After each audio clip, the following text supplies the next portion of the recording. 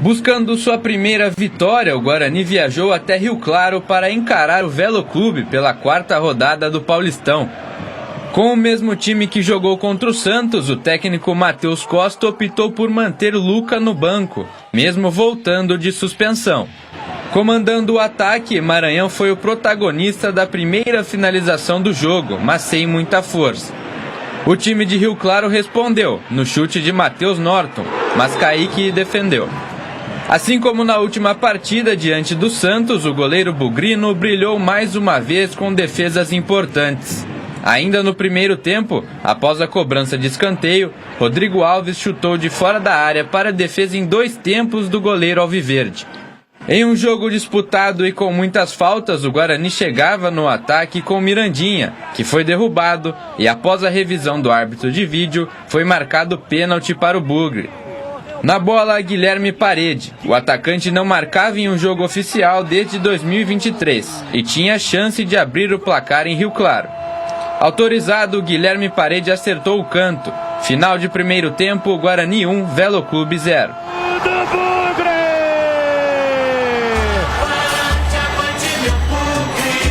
Guilherme Parede tem a 7 estampada na camisa.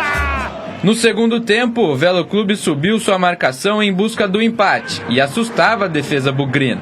Em cobrança de escanteio para o Galo Vermelho, Maurício Antônio subiu com o braço aberto e acertou o rosto de Betão. Pênalti para o Velo. Mas a noite era totalmente de Kaique França. Daniel Amorim parou no goleiro bugrino, que espalmou para escanteio.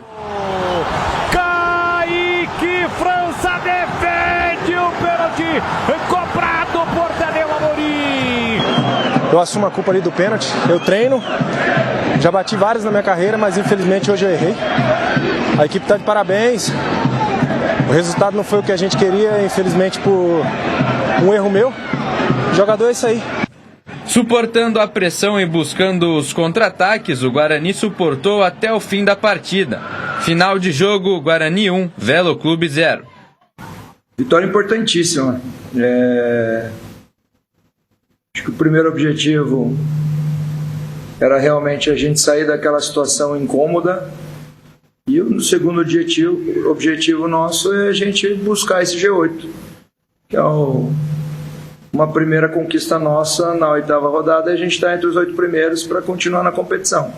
Com essa vitória, o Guarani assume a 9ª posição e fica de fora da classificação apenas pelo critério de desempate. O próximo compromisso do Bugre é contra a Portuguesa fora de casa, no Canindé, segunda-feira, às 8 horas da noite. Saber que cada jogo tem uma história e a sua característica. Vejo que a próxima partida nossa tende a ser de uma característica diferente, e a gente tem que estar muito preparado para a gente buscar pontuar lá no Canindé. Já o Velo Clube segue com 4 pontos e no próximo domingo recebe o Corinthians em Rio Claro. Como é que o gol aconteceu? Pênalti que foi checado pelo VAR, né? A árbitra não deu de imediato, mas ela tinha dado a falta. E aí o VAR pegou que a falta foi cometida dentro da área. Falta dentro da área, pênalti. E o Guilherme Parede, enquanto estava sendo checado lá no VAR, o Guilherme Parede pegou a bola, colocou embaixo do braço e foi para a marca da Cal. Então ele tinha uma confiança tão grande, primeiro, que o pênalti seria marcado. E segundo, que ele bateria o pênalti para fazer o gol. Isso aí realmente é muito importante, né? A confiança do jogador. Breno Beretta, você que esteve na transmissão, brilhante transmissão do Leandro Bolles na Rádio Bandeirantes, a sua opinião sobre o jogo. Bom, Batista, primeiro que é muito importante, aí a gente está vendo a presença da torcida do Guarani, né? Lotou o espaço ali atrás do gol, onde esteve o Kaique França na segunda etapa e onde esteve o Marcelo Carné, goleiro do Velo, né? E o torcedor viu tudo de perto, viu o gol do Guilherme Parede, que foi um gol importante para ele, para marcar, para tirar aquele negócio que a gente falava com ele logo na chegada, na entrevista exclusiva da Rádio Bandeirantes, aquela falta de gol gols, né? E ele disse que precisava fazer gols. E ele foi muito importante ontem fazendo esse gol e também ajudando na marcação. Ontem, 2.843 torcedores em Rio Claro. Eu acredito que 1.000 torcedores do Guarani, né? Que foram aqui de Campinas para Rio Claro, mesmo o jogo sendo 9h30 da noite, R$70 o ingresso, apoiaram o tempo todo. Agora, o Guarani não fez um jogo tão bom quanto foi contra a equipe do Santos, né? Não jogou tão bem, porém, a raça do time do Guarani, acreditar em todas as bolas, disputar todas as bolas, isso já foi diferente. Isso a gente cobrava de 2025 para cá, jogadores disputando todas as bolas, jogadores tendo raça, se entregando durante os 90 minutos. Isso o Guarani fez. E é claro que o Kaique França, mais uma vez, o homem do jogo, né? Salvou o Guarani, um pênalti que para mim não foi, o Maurício Antônio subiu, eu acho que ele encostou no defensor, no atacante da equipe do Velo Clube, mas para mim não foi pênalti, para mim foi compensação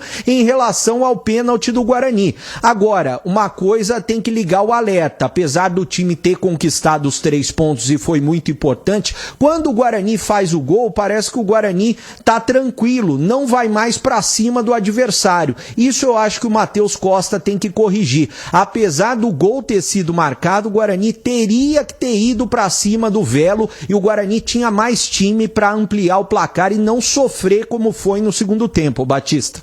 E para você, CH, que esteve ontem na transmissão da Rádio Bandeirantes, o placar foi justo, CH? Batista, eu não gosto de falar de justiça no futebol. Diante do meu conceito, eu acho que isso é muito discutível. Olha, é injusto ou justo. Eu acho que o Guarani foi mais competente que o time do Velo. Foi mais competente porque fez o gol de pênalti, o Velo teve um pênalti e não marcou. Se foi o Kaique França que foi muito bem ou o jogador bateu mal, o Guarani foi mais competente que o Velo. O Velo teve mais posse de bola, o Velo teve o maior número de escanteios a seu favor, mais chutes a gol, só que o jogo terminou 1-0. O futebol é assim. Não foi tecnicamente uma boa partida de futebol, mas o que deu para ver claramente para mim é que o Guarani subiu de produção, mais um degrauzinho. Já tinha melhorado contra o Santos, contra o Velo, na minha opinião, subiu um pouco mais, né? Pelo menos mais um degrau. E o time lutou demais, né, Batista? O time lutou demais, teve muita garra e tá de parabéns o Guarani, uma vitória importantíssima e parabéns à torcida também, que foi em bom número lá para Rio Claro. E para você, Tigrão, o Guarani tomou um sufoco no final lá, mas conseguiu sair com a vitória. Placar de 1-0, gol marcado pelo Guilherme Parede, o placar foi justo? Foi justo, até porque, você falou aí de sufoco, né? Sufoco territorial, tentando, o Guarani recuou demais, eu acho, mais uma vez, só que estava muito bem postado e muito organizada a zaga, né? E aí aquele sufoco, assim, que fica aquela impressão de que está amassando, mas quantas defesas realmente que desequilibram uma partida fez o grande Kaique França? Uma no primeiro tempo. Isso é que mostra se foi sufoco mesmo. Então é um sufoco planejado. E com um pouquinho mais de capacidade técnica, quando o Velo se desesperou e foi para cima do Guarani, quer dizer, pelo menos subiu as linhas e tentou empurrar o Guarani para trás, o Guarani teve 3 oportunidades para fazer o segundo gol no contra-ataque, e não fez. Então é um sufoco meio que assim enganoso, inócuo. Acho que o Guarani administrou bem, poderia ter recuado um pouco menos, não precisaria estar com linhas tão baixas para correr algum risco, mas no geral da partida o Guarani foi melhor, o Velo fez uma partida horrorosa, a sua pior apresentação no campeonato até agora, mas tem um detalhe, isso não pode tirar absolutamente os méritos da vitória do Guarani. Sabe por quê? Porque a péssima atuação do Velo, ela foi gerada na sua origem pela atuação do Guarani, de brigar por todas as bolas, de encurtar todos os espaços, de induzir o Velo a erro, de ter uma intensidade que a equipe não tinha mostrado até antes da partida contra o Santos, foi mais ou menos parecido ao jogo contra o Santos, então o Velo não respirava. Uma coisa é você jogar contra um time flácido, que te deixa parar a bola, levantar a cabeça, ver para quem que você vai tocar, sair organizando de trás. O Guarani marcou pressão de saída de bola do Velo boa parte do jogo.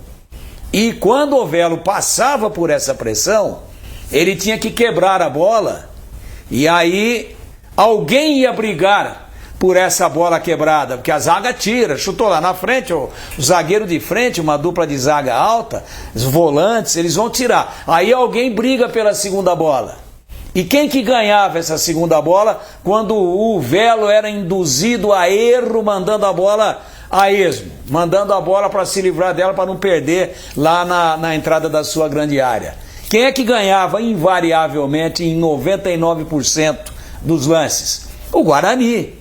Então, o Velo não achou a bola, o Velo não evoluiu, porque o Velo no primeiro tempo até que nada. O Guarani brigou mais, o Velo jogou mal porque o Guarani imobilizou o Velo e o placar foi absolutamente correto por aquilo que vimos no movimento geral de ações dentro da partida. Ô Breno, duas perguntas. Uma, se tem alguma baixa. Guarani joga na segunda em São Paulo contra a Portuguesa, Canindé, 20 horas. E também, se tem mais alguma informação sobre o interesse do Guarani pelo Elvis. Bom, com relação à baixa, somente o Rafael Donato, ele continua de fora com problema muscular. O Rian, que está naquele período de transição, que é o lateral direito que veio para ser reserva do Cicinho, ele pode ficar pela primeira vez como opção no banco de reservas, porque ele estava com um problema muscular. Agora, dos demais jogadores, o Guarani não tem nenhum problema. A reapresentação já é hoje à tarde, trabalho regenerativo para quem jogou, pensando no jogo de segunda-feira. Agora um detalhe, né? Você falou sobre o Elvis, Batista. Ontem a gente já trouxe que o Elvis apagou tudo relacionado à Ponte Preta nas redes sociais. E qual que é a situação, né? O Elvis entrou na justiça pedindo a rescisão de contrato com a Ponte e pedindo pouco mais de 8 milhões de reais com relação a salários, multa e também FGTS. É isso que o Elvis está pedindo. Até a doutora Thalita Garcês,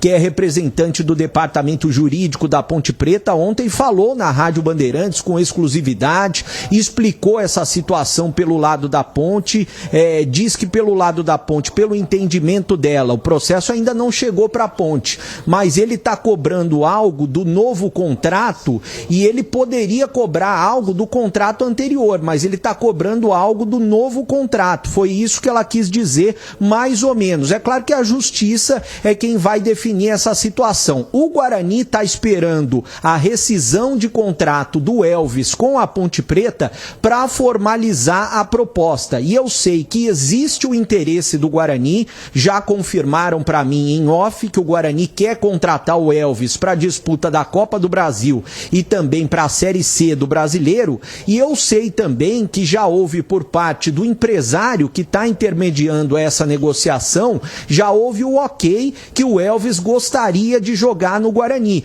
O Elvis que também tem uma proposta do Brasiliense, que é a única proposta hoje que ele tem em mãos. Ele até poderia jogar o estadual pelo Brasiliense, como ele não pode jogar o estadual pelo Guarani, e depois voltar para disputar a Série C do Brasileiro e também a Copa do Brasil. Mas ainda não está nada definido. Nesse momento não tem negociação em andamento. Só existe por parte do Guarani, por parte do empresário que está intermediando, a sinalização que ambos têm o interesse, Batista.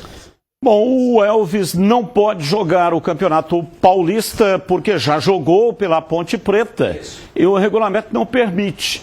Mas a Copa do Brasil começa lá em meados de fevereiro e aí ele poderia jogar. O Guarani entra na segunda fase da Copa do Brasil. E claro, também a Série C, onde o Elvis, pela Ponte, foi uma figura importantíssima, foi um dos heróis do título da Ponte Preta na Série C, e o Guarani vai disputar essa competição que começa em abril. No comecinho de abril é o início da Série C.